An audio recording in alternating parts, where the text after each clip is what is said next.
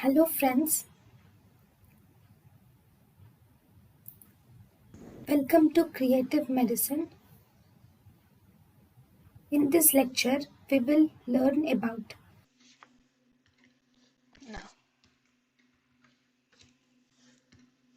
so now again regarding the history of liver transplantation.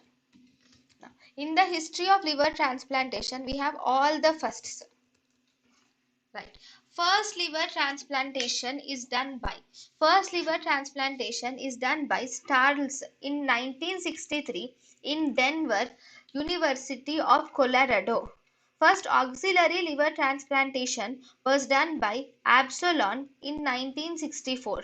First successful auxiliary liver transplantation was done by Fortner in 1970.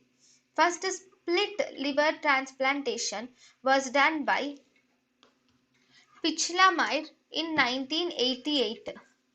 Pichlamire did the first ex situ tumor resection of liver and then it is auto-transplanted back into the liver.